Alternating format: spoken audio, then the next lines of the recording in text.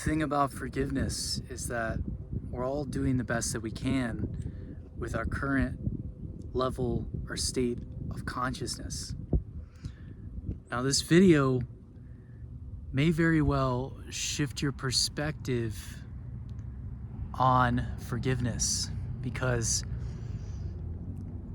one of the most powerful ways to receive what we've already called in is to let go, because letting go is letting in. We've got to create space to allow in the new energy. Forgiveness, forgiveness, for giving it up. And forgiveness can be a bitter medicine because it causes us to no longer be the victim.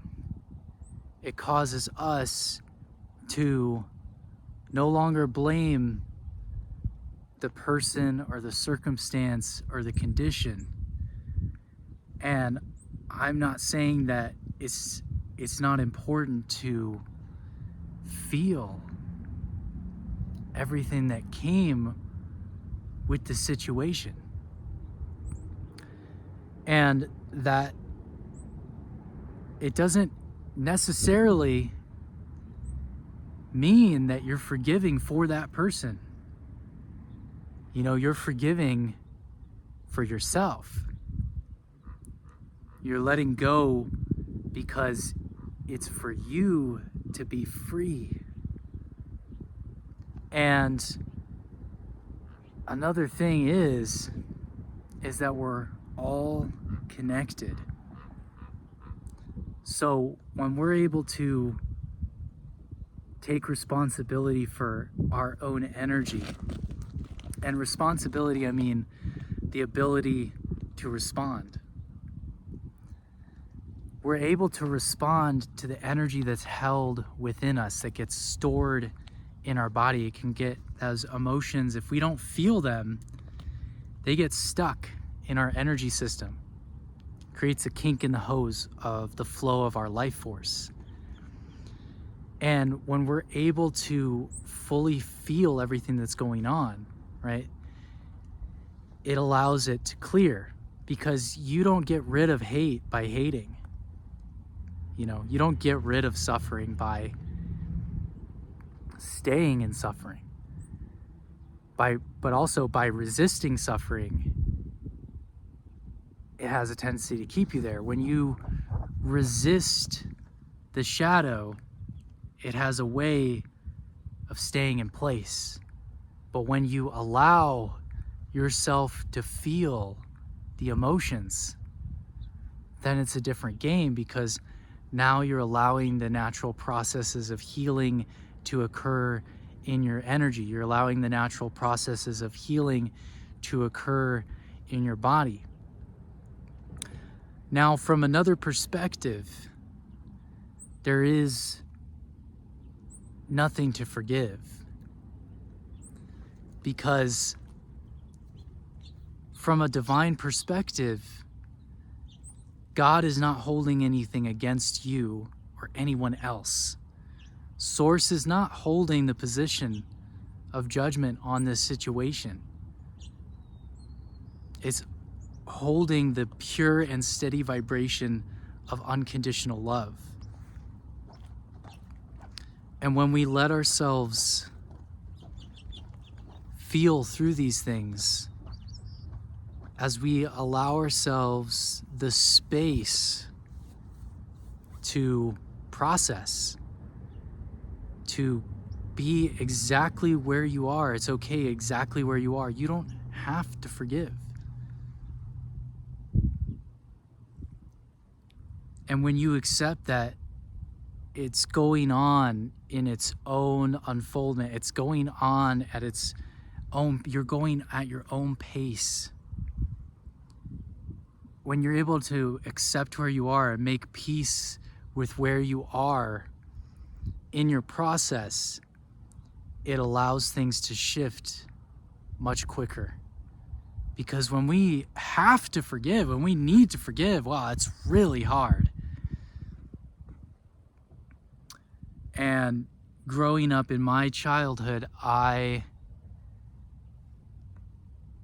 biological parents split up when I was a kid, and I didn't know my father growing up. I grew up with my mom and my stepdad, and I didn't know my father until I was in my adult life, and I had internalized and held on to this sense that I was abandoned and had resentment towards him because, he wasn't in my life. He wasn't there for me.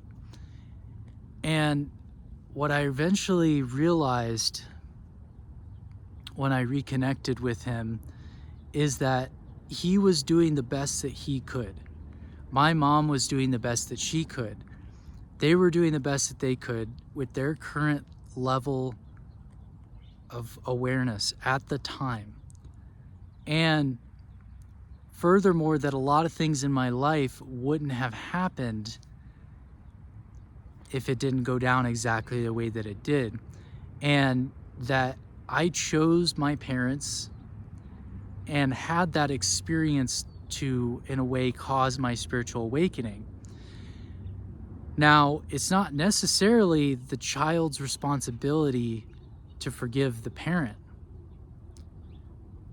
You can't really force that on your inner child. But when I went in and I connected with my inner child, and I did a meditation where I go into the inner world and connected with the inner child and reparented in a way my inner child, allowed my inner child to express the frustration with my father, with my mother, with my stepdad, with the whole situation, and then became friends with my inner child and became my own divine parent in a way, became the one looking after that inner child that was, confused and abandoned and afraid, and allowed that part of myself to express the frustration of that situation. Then my adult self, was able to take responsibility for being the guardian of my inner child and creating that safe space for the child to play and express. And the way that the inner child forgave was through me holding that space for my own healing and for that part of myself, and it being able to simply be honored in what it felt and expressed. And then I experienced a big release of emotion. And what you realize is that you can't change your parents. You can't change other people. But you can change your reaction. You can change the meaning of what happened, right? And so I think another part of this is reframing these things that happen in your life. And, I was blessed in that I could have a relationship with my father and that we could relate spiritually, that we could relate on different interests that we had, and that we could be there for each other in a different way in my adult life. And it gave me a lot of compassion for what my parents, the parents that did raise me, what they were going through and what their perspective was, and what may have caused them to have gone through those things, because this is ancestral healing, of your male and female lines that go through your parents and what they went through and what they passed on. But when we're able to take responsibility for ourselves and say in a way that it ends with me, I'm not carrying forward this suffering. And what I realized is that carrying around that blame, and in a way carrying around that shame that my child self internalized, that I wasn't good enough, right? Because, or that I wasn't wanted because of what happened. And I realized that that was their stuff, not mine. That has no reflection upon my worthiness. But I still needed to hear that part of myself. And that's part of shadow work, right? Is hearing these different parts of yourself. And in a way, approving of them or fully accepting them releases the resistance to those, to pushing that away. And when you allow it, you heal it. Because when I realized that, that was their stuff, not mine. But it also doesn't mean that I have to take it on. Right? And that's where those energetic and expressed boundaries come in, that, you are your own person.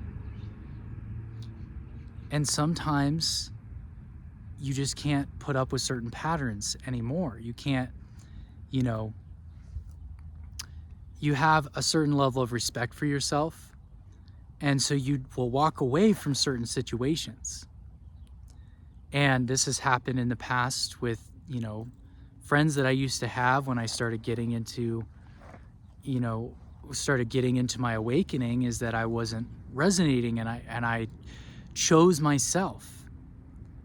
And when you choose yourself, there's a magnetic effect that happens, that it's going to repel the people that no longer resonate with the real you, and it's going to attract the people that do.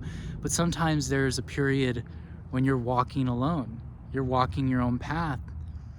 And maybe you're afraid to walk away from toxic situations or people that you don't resonate with, or that don't, help your vision and goals move forward, or that aren't on the same path of self-development and awakening that you are. Or maybe they have, you're getting invited to hang out. And there were times when I would turn that down, because,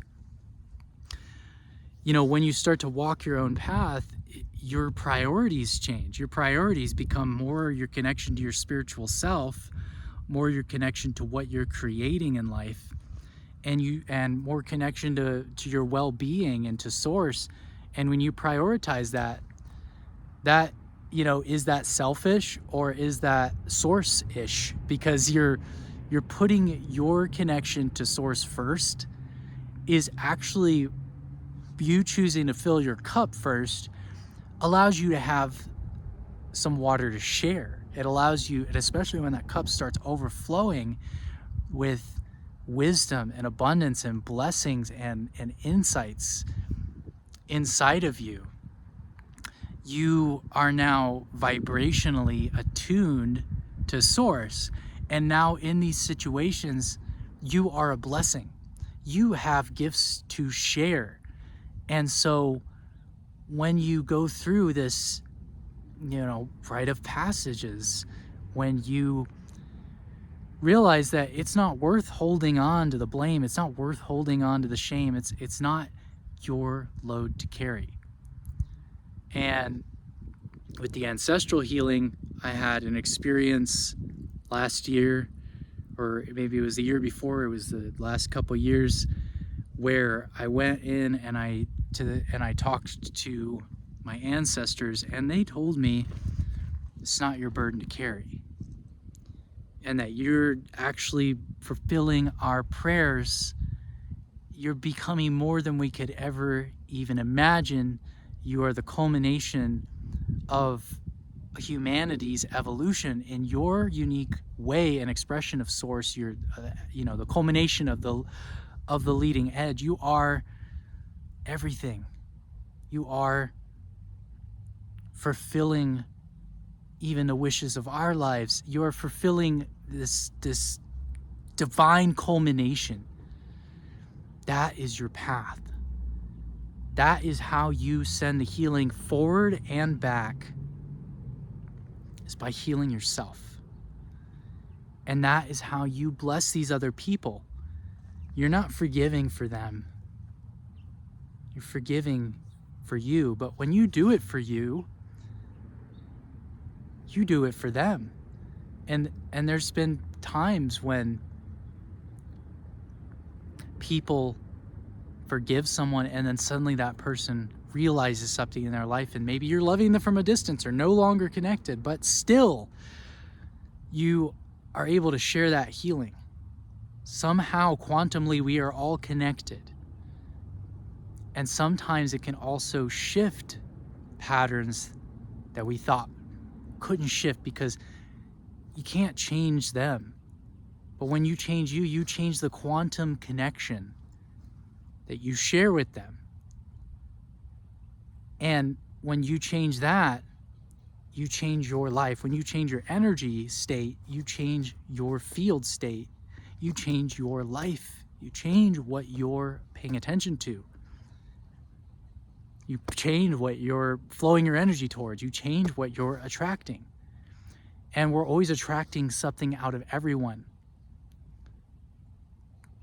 And when we hold on to the image of them in that state, we have a tendency to hold our perception of others in that space. But when we're able to see the divinity, and I'm saying, yes, still have boundaries, but I'm saying when we're able to see the divinity, we're able to bring through that healing in relationship to others. Because there is a divine pattern underneath. There is a divine pattern that is already healed, that is already whole, that is already the fulfillment of all your dreams and all your desires. And so as we're doing this clearing work, we're just clearing away the untruth to allow the truth to reveal. And then the unconditional love isn't holding anything against you. It's not holding anything against anyone else. And we're able to synchronize that. Then we're in the stream. Then we're in the flow. And when you're in the flow, your energy grows. And the more that grows, the more you have to give.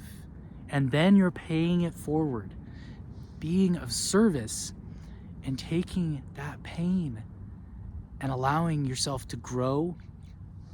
By doing what you're passionate about, you channeling that creative spark, you're turning it into a blessing. So you're right exactly where you are. It's right exactly where you're meant to be. Thanks for tuning in.